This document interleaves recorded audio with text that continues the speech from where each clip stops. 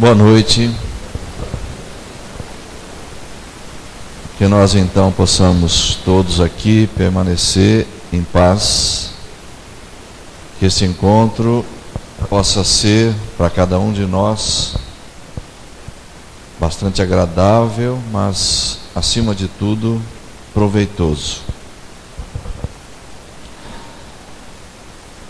No ano de 1985 foi publicado um livro chamado A Hora da Verdade.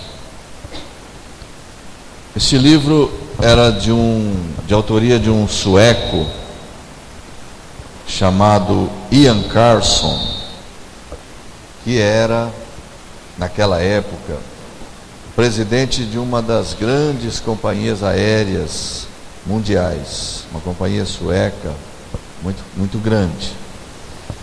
Este livro tinha um cunho eminentemente administrativo, tinha um teor predominantemente motivacional e fez muito sucesso, foi um best-seller na época. Dificilmente teríamos escapado dele nas nossas empresas, porque os dirigentes, os gerentes resolveram adotá-lo como instrumento de trabalho, de motivação. Mas o que me faz trazer à lembrança esse livro, eu tenho ainda hoje, até hoje, são apenas dois pontos que ele menciona, e que eu vou usar aqui como ponto de partida para que nós possamos encadear algumas reflexões. De início, logo na abertura, antes de começar propriamente o texto do livro, como fazem quase todos os autores, ele colocou uma frase de efeito, uma frase destinada a servir de abertura, chamar a atenção, onde ele dizia assim: um indivíduo que não recebeu informações não pode assumir responsabilidades. O indivíduo que está de posse das informações não pode deixar de assumir responsabilidades. Como facilmente se percebe, a ideia não é dele. O pensamento embutido na frase é muito antigo. É uma coisa que vem de muito tempo, milhares de anos. É a ideia da responsabilidade associada ao conhecimento. Isso Jesus usou largamente, essa ideia. Ele a expressou de diferentes maneiras, em diferentes ocasiões. Como, por exemplo, quando ele censurava os fariseus, e num dado momento ele os chamou de cegos, condutores de cegos, e eles então perguntaram a ele: você está dizendo que nós somos cegos? Ele disse: não, se vocês fossem cegos, vocês não teriam pecado. Agora, como vocês dizem que veem, então o pecado permanece em vocês. Essa ideia de sabe, conhece, então tem responsabilidade. A doutrina espírita faz isso de uma forma magnífica. Explora essa ideia ainda com mais profundidade, talvez. Eu vou dar apenas um exemplo para a gente refletir de início. E é realmente apenas um ponto de partida. Está viva? Se fosse mais cedo eu não conseguiria ter feito isso hoje. É a questão 780 do Livro dos Espíritos, com os seus complementos A e B. Trata-se de uma indagação simples, situada dentro do capítulo da Lei do Progresso, logo no início, onde se fala sobre a marcha do progresso. Ali, o codificador indagou o seguinte: o progresso moral acompanha sempre o progresso intelectual? e recebeu a seguinte resposta: deve ser a sua consequência, ou é a sua consequência, mas não o segue sempre de forma imediata. Então, se nós quisermos fazer uma representação visual para melhor compreender, poderíamos imaginar duas linhas, uma para o progresso da inteligência, o avanço do conhecimento, o esclarecimento, e outra para o desenvolvimento moral. Progresso moral, vamos entender aqui, não como aquela ideia moralista que muita gente tem. Não. A palavra moral, na língua francesa, tem uma abrangência muito grande. E por moral se entende tudo que não seja de ordem material, tudo que envolva o crescimento espiritual da pessoa, e aqui separou em duas partes: inteligência e moral. Então, moral significa amor, bondade, caridade, e tudo que nós possamos imaginar que possa transformar uma pessoa numa criatura melhor, para o seu semelhante, e para si mesma, evidentemente. Então, o que está sendo dito nessa resposta é que a inteligência, em geral, avança na frente, se desenvolve primeiro. E a parte, então, da moral, geralmente fica um pouco mais atrasada, ou bastante mais atrasada. Mas ele não se contentou apenas com isso. Daí ter surgido uma outra subquestão. Porque fica claro, pela resposta que dão as entidades espirituais, que o progresso moral seria uma consequência do progresso da inteligência. Então Allan Kardec quis saber como, de que maneira o desenvolvimento da inteligência pode levar, ou pode ter como consequência, o progresso moral. Era uma pergunta natural. E recebeu a seguinte resposta, dando uma melhor compreensão do bem e do mal. A pessoa aprende a discernir melhor uma coisa da outra, por consequência consegue fazer melhores escolhas, tomar melhores decisões, amplia-se-lhe consequentemente o livre arbítrio, e ao mesmo tempo, na mesma proporção, a responsabilidade. Então, só buscando a frase inicial do livro que eu mencionei: um indivíduo que não recebeu informações, ou seja, não tem conhecimento, não pode assumir responsabilidades. Alguém que tenha recebido as informações não pode deixar de assumi-las. Está em perfeita coerência com esta ideia. Desenvolve-se a inteligência, adquire-se conhecimento, esclarece-se. Por conseguinte, sabe-se melhor o que se deve fazer ou não fazer. Por consequência, a responsabilidade também aumenta. Mas era natural que ele fizesse uma outra pergunta. E ela surgiu. Se o desenvolvimento da inteligência, o avanço do conhecimento, um maior esclarecimento, desenvolve o lado moral, como é que se observam entre os povos mais esclarecidos indivíduos altamente pervertidos? E a resposta é exatamente essa que a gente está imaginando. É porque a inteligência avançando na frente, sem estar iluminada ainda, ou suficientemente iluminada pela moral, pode levar o indivíduo a muitos erros, a fazer mau uso dela, a muitos desacertos que irão gerar consequências muitas vezes desastrosas. Então, o que os Espíritos dizem é o seguinte: o progresso completo é a meta. Que ambas as forças se equilibrem e alcancem o seu grau máximo. É a meta, é o objetivo do espírito humano.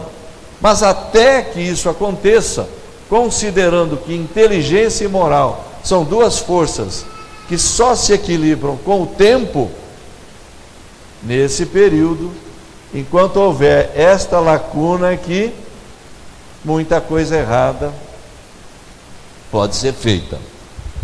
Bom, mas há um outro fator, eu vou voltar a isso um pouquinho mais tarde. Há um outro fator no livro, A Hora da Verdade, que me levou a mencioná-lo aqui. Eu disse que eram dois fatores. Um é esse. O segundo é que a hora da verdade, à qual ele se refere, e que dá título ao livro, são aqueles momentos, geralmente rápidos, na opinião dele, dentro do contexto em que ele se situava, ou de uma empresa aérea, em que o cliente é atendido pelo pessoal da linha de frente da empresa. Esses momentos, que podem ser representados por um atendimento telefônico, um atendimento pessoal num balcão de aeroporto em qualquer parte do mundo, um atendimento feito numa loja, na época dele não, mas hoje predominantemente pela internet. Esses momentos é que irão criar na mente do cliente a imagem da empresa, e é isso que irá determinar se ela será ou não uma empresa bem-sucedida. E esse tem sido e será ainda por muito tempo o grande fator diferencial, porque aviões bons as outras empresas concorrentes também podem ter. Para que nós resolvamos o problema de infraestrutura de uma empresa, basta um aporte de capital. Agora, para resolver o problema do atendimento do cliente, o problema do trato, o problema do relacionamento, que geralmente é decisivo, é fator determinante para que eu possa, na próxima ocasião, decidir se vou naquela ou se vou na outra, isso é fundamental. É claro que existem programas de treinamento, de capacitação, para que as coisas na hora H aconteçam como se espera que elas aconteçam. Mas este é o fator diferencial. E a nossa hora da verdade? Serão também aqueles momentos, talvez não sejam muitas vezes tão rápidos, mas também serão aquelas horas em que nós somos chamados a uma prova, somos colocados à prova, em que somos chamados a tomar uma decisão, a tomar uma atitude, a fazer uma escolha, a agir desta ou daquela forma, ou até mesmo não agir, dependendo da circunstância.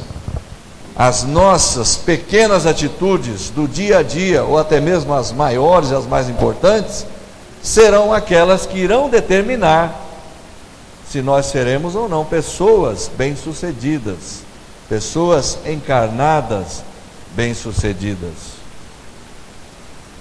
E com relação ao programa de capacitação para isso,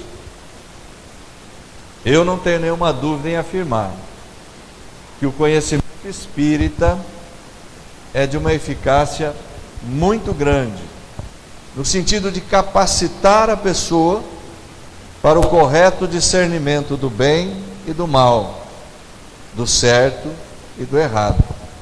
O conhecimento espírita prepara a pessoa para essas ocasiões, para suas escolhas, para suas atitudes, além de capacitá-la para fazer frente aos eventuais tormentos que a vida pode apresentar. Não é por outra razão que nós vemos com frequência quase que absoluta, em todos os lugares aonde vamos, em todos os centros espíritas, precedendo a palestra, um dirigente da casa, alguém da casa, convidando as pessoas para estudos da doutrina espírita. Isso é uma constante, isso não varia. Em todo lugar a gente vê isso. Por que essa insistência dos dirigentes espíritas em conclamar as pessoas para estudar a doutrina espírita? Porque é de fundamental importância. O espiritismo não é uma religião como qualquer outra. O fundamento do espiritismo não se dá das maneiras como ele se dá nas outras religiões cristãs. Allan Kardec disse por repetidas vezes, e uma delas nós vamos encontrar nas conclusões de O Livro dos Espíritos, que a força que o Espiritismo conduz em si reside na sua estruturação filosófica. A força do Espiritismo está na sua proposição filosófica, está na preparação, na fundamentação que ele oferece à pessoa. E é isso que o diferencia, é isso que o torna diferente, é isso que dá à criatura humana um embasamento sólido para que ela possa passar com relativa serenidade pelas tormentas, pelos embates que a vida frequentemente oferece. Trata-se, sem dúvida nenhuma, da providência de libertação. Cada casa espírita costuma manter outra ordem de trabalhos. Serviços de cunho assistencial, que proporcionam um benefício mais imediato, que aliviam males imediatos. Mas isso deve funcionar como um benefício inicial. É imprescindível que isso seja acompanhado da proposta decisiva, da proposta libertadora, que é o ensino da doutrina espírita. Esta é a base, esta é a essência. Jesus agia dessa forma, operava dessa maneira. São frequentes as ocasiões em que nós podemos encontrar passagens nos evangelhos em que Jesus consola, através da cura, de outra forma, mas invariavelmente ele faz esse consolo ser acompanhado do ensino, o ensino libertador. Isso é de fundamental importância. Ele achava isso e o Espiritismo também pensa assim. Para quê? Para que a pessoa, para que nós todos possamos encontrar a libertação definitiva, a cura definitiva. Porque a cura do corpo, e Jesus dizia isso com frequência, não vim curar os corpos. A cura do corpo é transitória. O próprio Emmanuel nos fala a respeito disso no livro Caminho, Verdade e Vida. Muitas pessoas que Jesus curou, essa é uma informação que ele traz. Muitas pessoas que Jesus curou voltaram a ficar doentes, voltaram a ter a mesma doença, e algumas morreram disso. Porque a cura definitiva não é esta. A cura definitiva é a cura espiritual, aquela que tem caráter permanente. Se isso não ocorrer, o corpo vai adoecer novamente. Terapia de superfície resolve um mal imediato. O passe, por exemplo, é uma terapia de superfície. Funciona. Alivia. Mas a cura definitiva depende de quê? Da nossa transformação.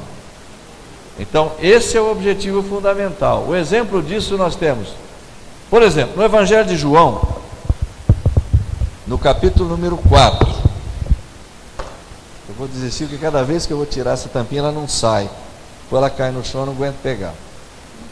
Capítulo 4 de João, encontramos a narrativa de uma passagem dele pela Samaria. Jesus, saindo de Jerusalém, com destino à Galiléia, entendeu de passar pela Samaria, junto com seus discípulos, nas proximidades de uma cidade chamada Sicar. Eles foram comprar mantimentos na cidade, e ele permaneceu ali nas cercanias, onde havia um poço que era conhecido como o Poço de Jacó, um legado do patriarca judeu àquela comunidade. E havia ali uma mulher samaritana, cujo nome não se sabe. Ela estava pegando água no poço. Ele se aproximou dela e pediu água. Eu vou resumir isso só do ponto de vista que me interessa agora. Essa passagem é bem longa, valeria mais a pena ser lida atenciosamente, porque ela é muito edificante, muito construtiva, como todas as outras. Ele se aproximou dela e pediu água, e ela achou aquilo muito estranho. Um homem judeu dirigir a palavra a uma mulher samaritana. Isso não era coisa que se fizesse. Aquilo a surpreendeu demais. Como é que você, sendo judeu, fala comigo, sendo samaritana? E ele disse a ela: se você soubesse quem é que pede água a você, você me pediria água, e eu lhe daria da água viva. Se você beber da água viva que eu tenho para lhe dar, nunca mais você terá sede. É claro que ela de pronto não entendeu isso. Achava que ele falava da água material que dessedentaria a sede orgânica. E ficou empolgada até com essa possibilidade, porque ela tinha que vir lá todo dia e aquilo era cansativo. Então me dê logo dessa água, Senhor, porque é cansativo vir aqui todos os dias. Todos nós sabemos que ele falava de outro tipo de água, a água viva, expressão usada nesta hora. Em outras partes falou de outras formas, mas o fundo é o mesmo. Era o ensino libertador que ele vinha trazer, a libertação do espírito, que após a pessoa tomar conhecimento, deixar-se envolver pelo ensino libertador, pelo roteiro libertador que ele vinha trazer, a pessoa encontraria a ascensão espiritual e nunca mais então teria problemas de ordem material. É a mesma ideia que está contida mais adiante no mesmo Evangelho de João, quando ele fala com as pessoas: eu sou o pão que desceu do céu, e quem comer desse pão, quem vier a mim, quem me ouvir, quem etc, etc, nunca mais terá necessidade, nunca mais terá sede. Quem comer do pão nunca mais terá fome. Esse pão que eu tenho para dar é o meu corpo, é o meu sangue. Quem beber do meu sangue. Ora, isso depois as religiões deturparam, transformaram em rituais. Ele não falava de sangue, não falava de carne, não falava de nada disso, nem de pão de trigo. Ele falava do ensino. Ele falava do ensino libertador, que haveria de preparar o espírito da pessoa para que ela não mais tivesse quedas, não mais decaísse. É o mesmo pensamento que está em Lucas, no capítulo 10, naquela passagem de Marta e Maria, em que ele fica na sala ensinando. Marta fica envolvida com os trabalhos da casa e Maria fica lá sentadinha escutando. Irmã mais nova. Até que Marta se irrita e vai lá pedir satisfações, porque ela tinha que ajudá-la no serviço da casa. É a mesma ideia. Jesus diz a ela: Marta, você está aflita, preocupada, ansiosa com muitas coisas, quando na verdade só uma é necessária. E Maria escolheu a boa parte, aquela que nunca lhe será tirada. É a mesma ideia. Maria tinha feito a melhor escolha. Aquele momento não era para limpar a panela, não era para fazer nada. Aquele momento era para ouvir Jesus. Imagine você ter o privilégio de ter dentro da sua casa. Isso é evidente que qualquer um de nós pode conceber em pensamento. Ah, Jesus está conosco. É claro que sim, isso é outra coisa. Naquele momento ele estava lá, em carne e osso. Então não tinha que ficar mexendo com outras coisas, varrendo. Maria escolheu a boa parte, aquela que nunca lhe será tirada. Estava ouvindo Jesus, estava aprendendo com ele, estava se deixando invadir pelos ensinamentos dele. Não podia haver outra coisa a fazer naquele momento. Foi a lição que ele deu a Marta. Mas voltando então à questão do ensino espírita, nós o comparamos o procedimento espírita com o procedimento de Jesus, porque era assim que ele agia. Consolava, porque é preciso consolar. Dificilmente uma pessoa com fome, dificilmente uma pessoa de barriga vazia vai ter disposição para ouvir o Evangelho. Então, há coisas que precisam ser feitas mesmo, que são socorros de urgência, mas jamais deve ser esquecida a providência fundamental, que é a do ensino da doutrina espírita, porque esta é a providência libertadora. É claro que nós estamos nesse caminho, o caminho que irá facilitar, eliminar essa distância aqui. Se o conhecimento de um modo geral, se a inteligência dita de um modo geral pode e leva ao progresso moral, o conhecimento espírita com muito mais eficácia fará isso. E nós estamos nesse caminho, porque nós já nos dispusemos a estudar a doutrina, já estamos entrando nesse conhecimento, aprofundando-nos nesse conhecimento. Então a nossa tendência é encurtar cada vez mais a distância que separa uma coisa da outra. Pior é quando a pessoa não se propõe a isso, não tem disposição, ou muito pouca disposição, para estudar, para conhecer, e aí deixa de se beneficiar de tudo aquilo que o Espiritismo tem para lhe oferecer. Há não muito tempo, há alguns anos, um companheiro nosso de doutrina me disse o seguinte: eu convidei um companheiro para vir à casa espírita, mas ele me falou assim: não, eu não vou lá não, porque senão eu fico sabendo essas coisas aí que vocês sabem, e aí eu me torno responsável. Era muito interessante essa ideia, não? Como diria Divaldo Franco, ele costuma dizer isso até com uma certa frequência, é uma atitude de esperteza, de astúcia, quem sabe, mas uma atitude de esperteza ou uma atitude de astúcia não corresponde necessariamente a uma atitude inteligente, a uma atitude de sabedoria. Quem pensa assim desconhece certamente que a evolução, o progresso do espírito é um imperativo da lei divina, é uma fatalidade da lei divina. Nós vamos ter que evoluir.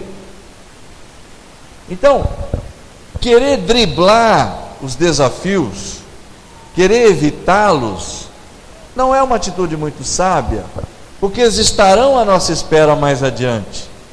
Realizar o processo de evolução o mais rapidamente possível é do nosso mais alto interesse, porque a gente encurta o período de dor e de sofrimento pelo qual a gente vem passando, exatamente pela falta dessa cura definitiva que nós ainda não encontramos.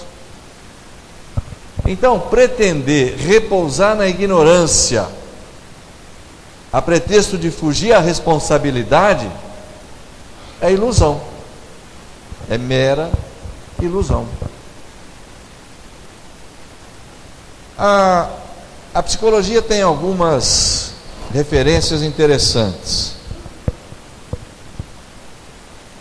Uma delas é aquela que diz respeito aos mecanismos psicológicos de defesa, que o ser humano geralmente encontra ou engendra para a sua própria defesa. Então, existem aí os mecanismos de projeção, de racionalização e diversos outros que têm essa finalidade. Quando Anna Freud se dedicou ao estudo dessas questões, ela fez um trabalho minucioso a respeito. Eu quero destacar um ponto que eu acho interessante. Racionalização é uma coisa que a maioria de nós faz, e é um processo que retarda o nosso crescimento, mas nós fazemos isso até de forma inconsciente. É quando já sabemos que determinado tipo de atitude não é o mais correto. Porém, como nós gostamos de fazer aquilo, nós criamos um mecanismo, uma justificativa para nós próprios, para que nós possamos livremente seguir o impulso, porque é aquilo que nos agrada. Então, se o indivíduo gosta de fumar, e ele tem já uma porção de informações que lhe dizem, lá no fundo, que aquilo não é bom, que aquilo é prejudicial. A consciência já começa a se posicionar contrária ao ato de fumar. Mas ele gosta, ele sente prazer. Então ele começa a encontrar para si mesmo explicações, justificativas, que lhe pareçam convincentes e que lhe permitam ceder e seguir livremente o impulso que ele deseja seguir. Esse é um exemplo bem... Eu vou tentar de novo. Vou deixar aqui uma história para ilustrar isso. É a história do lobo e do cordeiro, que é uma coisa antiga, que a maioria já cansou de ouvir isso. É uma fábulazinha que ilustra essa questão aqui. O lobo tem por instinto natural atacar o cordeiro, devorar. Então a fábulazinha diz o seguinte: estavam ambos bebendo água, isso aqui é um riacho, e a água vem de lá para cá. O lobo está lá em cima e o cordeiro está aqui embaixo.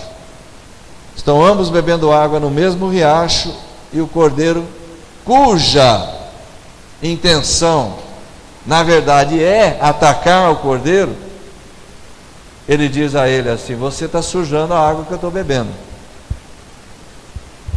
E o cordeiro diz a ele assim: ora, se tem alguém aqui sujando a água de alguém, é você que está sujando a minha, porque a água vem daí para cá. E essa é uma coisa que ninguém consegue negar, né? A lei da gravidade. Alguns políticos nordestinos já tentaram revogá-la, mas ainda não conseguiram.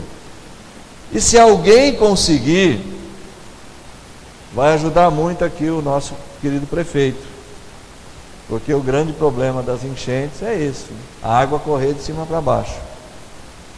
Aí o lobo falou para ele assim: bom, se não é você, então foi seu pai. Se não é hoje, foi a semana passada, o ano passado. Porque na verdade o que ele quer é uma coisa só. Não interessa, as razões vão surgindo sem conexão lógica com a realidade, porque o objetivo é um só: atender ao instinto, atender àquilo que se quer, ao próprio comodismo. Em matéria de comodismo, eu vou dar um exemplo caseiro para você. Uma pessoa faz um exame de triglicérides, aqueles exames costumeiros que a gente faz periodicamente, colesterol, glicemia e etc. O resultado dela dá 169. No papel fala assim: normal até 150.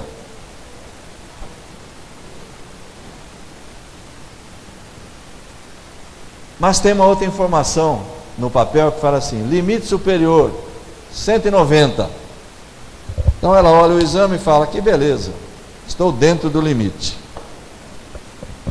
Eu pergunto a vocês: o que leva alguém a preferir olhar esse número ao invés de olhar este? É simples. Você não precisa mudar nada.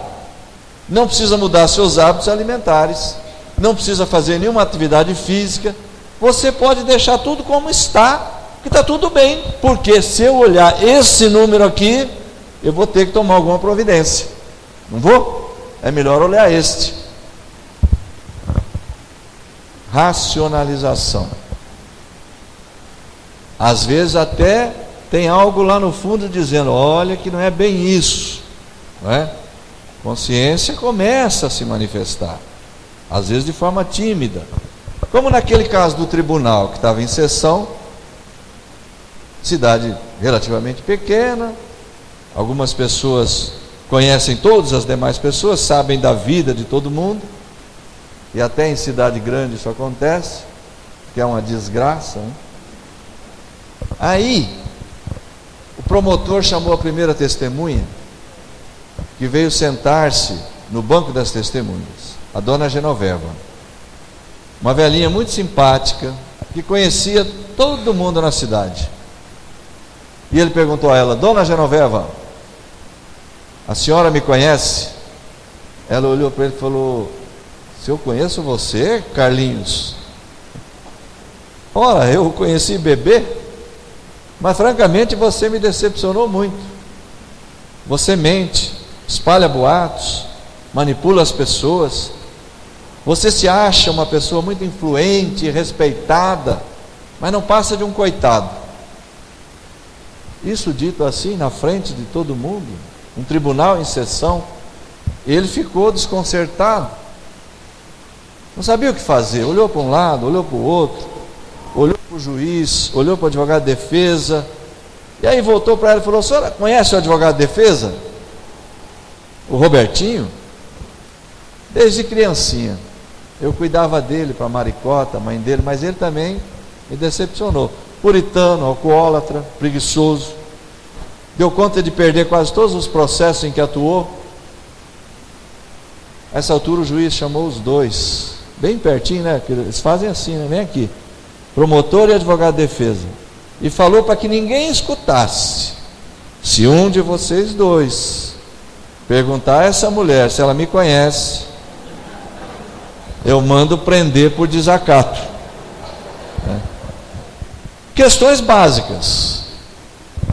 Consciência, embora de forma rudimentar, tímida, mas sabe-se lá o que ela pode falar, não é? Santo Agostinho participou da codificação espírita em diversas partes, como nós sabemos, no Livro dos Espíritos, no Evangelho segundo o Espiritismo, em diversas partes. Uma das mais famosas intervenções dele é aquela da questão 919 e 919A. Eu não vou falar disso aqui, porque isso aqui dá uma palestra de 2 horas, só aquela dissertaçãozinha dele na resposta 919A. Mas eu vou dizer só uma frase. Tem um lugar que ele fala assim: o autoconhecimento é a chave do melhoramento pessoal, do melhoramento individual. Bom, com relação a isso, eu acredito que nós não tenhamos nenhuma dúvida. É fundamental, é o ponto de partida, o autoconhecimento. Porque se a pessoa, o que significa autoconhecer-se? Conhecer-se a si mesmo, mas conhecer o quê? Saber tudo acerca de si mesmo, ter um diagnóstico completo, isento, honesto, principalmente dos pontos fracos, porque as virtudes, as qualidades, a gente gosta de observar, de reconhecer que tem, a gente até fica envaidecido delas, mas os pontos fracos, não. Às vezes a gente não admite nem para si mesmo. Isso é autoconhecer-se, porque se eu não sei, se eu ignoro que eu tenho determinado defeito, é claro que eu não vou me aplicar em consertá-lo, porque eu acho que eu não tenho. Então ele fala isso. O autoconhecimento é a chave do melhoramento individual. Mas vocês dirão, nós não temos a ilusão do amor próprio, que torna as nossas próprias faltas desculpáveis, que as ameniza? Ele diz, sim, acontece, e dá 2 exemplos. Todos vão se lembrar desses 2 exemplos que ele dá. O avarento se julga simplesmente um indivíduo econômico, previdente. O orgulhoso, para ele é apenas uma questão de dignidade. Depois ele diz assim, de fato acontece, mas vocês têm um meio infalível para não errar, para avaliar cada uma das suas ações. Imaginem cada uma delas sendo praticada por outra pessoa e vejam se fica bem nela. Se não ficar, em você também não fica, porque Deus não tem 2 medidas para a sua justiça. Essa é uma das apreciações que Santo Agostinho faz. Em última análise, ele não cita a palavra, mas nós percebemos claramente que ele conhecia bem a história da racionalização, né? No outro é isso, é isso, é isso. Para mim não, porque a gente tem a tendência de o que o outro faz é grave, o que eu faço não é grave. A gente vê com olhos diferentes. Por isso que ele dá a sugestão, coloque no outro, vê o que você ia pensar, e aí faça uma análise. Mas nós, para finalizarmos a reflexão, o nosso objetivo é igualar essas 2 forças. Na 785 foi dito, porque foi perguntado qual é o maior obstáculo ao progresso. Então foi dito o orgulho e o egoísmo. Aí o espírito que respondeu faz questão de dizer, eu me refiro ao progresso moral, porque o outro se realiza sempre. De fato, até pela força das coisas, até pela necessidade, esse progresso aqui nós acabamos por realizar mesmo. Agora, esse aqui já requer um pouco mais de empenho, porque orgulho e egoísmo, que são, como foi dito, os principais obstáculos para que ele se faça, são adversários duros, duríssimos, mas podem ser vencidos. Nós temos uma dificuldade, temos várias, mas eu vou me referir a esta porque Emmanuel falou sobre isso. Se a memória não falhar, foi no livro Pão Nosso. O Lúcio, que é um grande estudioso, poderá me corrigir, se não for. Que ele fala assim, referindo-se naturalmente ao nosso empenho, aos esforços que nós fazemos para realizar a nossa tão chamada reforma íntima, ou transformação, enfim, igualar essas 2 forças aqui. Emmanuel diz o seguinte, sobre as vossas pálidas iniciativas do presente, pesam séculos e séculos de acomodação. Então vamos entender o que ele está falando rapidamente? Pálidas iniciativas do presente. Bom, ele certamente na condição de observador, estando no plano espiritual, como observador daquilo que se passa, vendo como nós estamos enfrentando os nossos desafios, ele certamente percebe, não todo mundo evidentemente, mas ele fala de um modo geral, ele certamente percebe que nós não fazemos lá grandes esforços, ou talvez não façamos todo o esforço que poderíamos fazer, no sentido de avançar essa linha, sobrepujar esses adversários, esses obstáculos. Então ele chama de pálidas iniciativas, porque certamente ele vê e percebe e acha que os nossos esforços poderiam ser mais intensos nesse sentido. Então, sobre os nossas pálidas iniciativas, pesam séculos e séculos de acomodação. O que ele quer dizer com isso? Todos nós sabemos. Espíritos milenares, transitando por sucessivas e repetidas experiências, reencarnações inúmeras, cultivando hábitos, cultivando procedimentos, sedimentando costumes que foram se enraizando de forma cada vez mais profunda no nosso ser, de forma que hoje, embora conhecendo a doutrina espírita, embora tendo esse contato mais próximo, simpatizando com esses princípios, desejando fazer deles o nosso padrão comportamental, encontramos uma séria dificuldade para fazer isso, porque hoje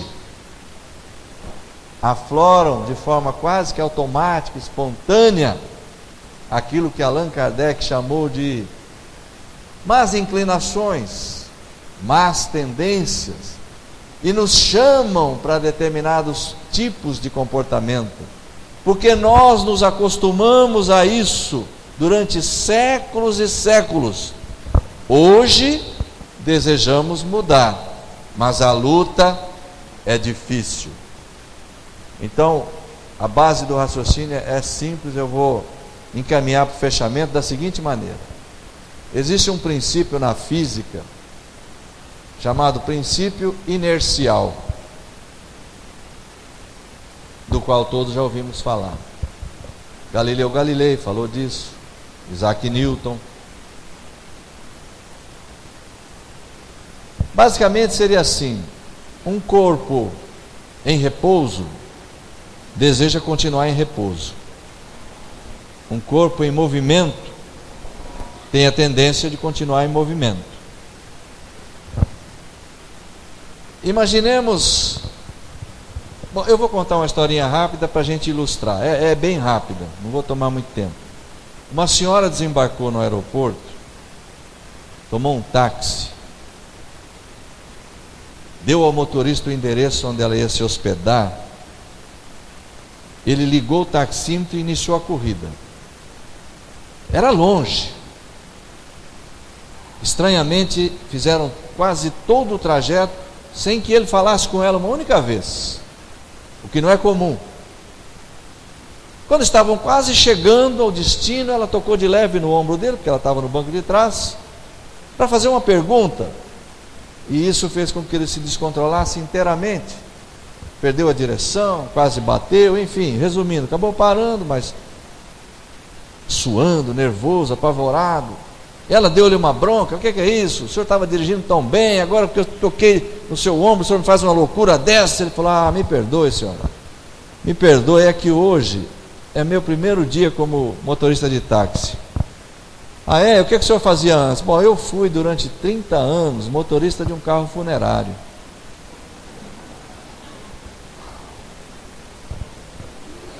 Então vocês vejam bem, ele não tinha o hábito de falar com o passageiro, isso a gente entende, não é? Agora, toque no ombro realmente poderia ser algo desequilibrante, não é? 30 anos, é uma piada, mas vamos refletir. 30 anos são suficientes para criar um condicionamento. Emmanuel nos fala, e nem precisaria falar porque nós já sabíamos, nós temos séculos e séculos de condicionamento, cultivando hábitos, em grande parte maus hábitos, más tendências, e hoje embora o nosso desejo de adaptar a nossa vida aos postulados espíritas, essas tendências nos chamam para outro comportamento. A física tem um exemplo clássico. Você está dentro de um ônibus e vai nessa direção, nesse sentido, a uma dada velocidade, e você está ali dentro com os braços cruzados de pé. É fácil. Se você ficar assim, enquanto nada se modificar, nem a velocidade, nem a direção, tudo permanecer constante, você pode ficar assim.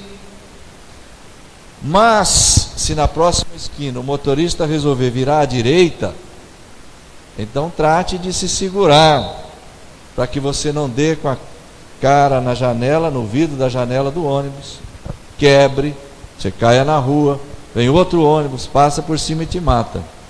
É uma coisa assim bem trágica, né? Por que isso acontece? Porque a tendência do corpo é continuar do jeito que vinha. Por quê? Porque havia uma força atuando sobre ele. Para que você tome a nova direção adotada, a nova direção proposta, é preciso impor sobre aquela força uma nova, maior que aquela, que lhe permita mudar a direção. É o nosso caso. As forças atuantes sobre nós podem ser vencidas, podem ser superadas.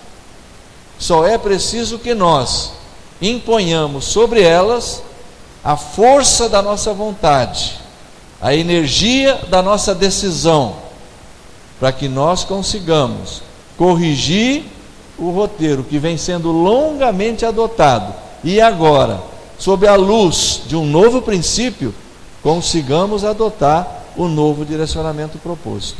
Esta é a meta essencial da proposta espírita: levar-nos à prática do bem, como está na questão 894 do Livro dos Espíritos. Para encerrar, algumas pessoas fazem o bem de modo espontâneo, sem que lhes custe nenhum esforço, parece que não tem nenhuma dificuldade a vencer, fazem o bem espontaneamente, enquanto que outras precisam lutar contra si mesmas, vencer um sentimento contrário para poder fazer o bem. Aquelas que não têm que lutar, têm o mesmo mérito destas? Perguntou Kardec. E disseram os Espíritos: aquelas que não têm que lutar, é porque já lutaram antes e já venceram. O bem tornou-se para elas um hábito. Que possa ser assim conosco, através da insistência, do esforço, do empenho, com o uso de toda a energia disponível, a prática do bem, a prática do bem, a prática do bem, e isso vai se tornar um hábito. Muito obrigado a todos pela atenção, boa noite.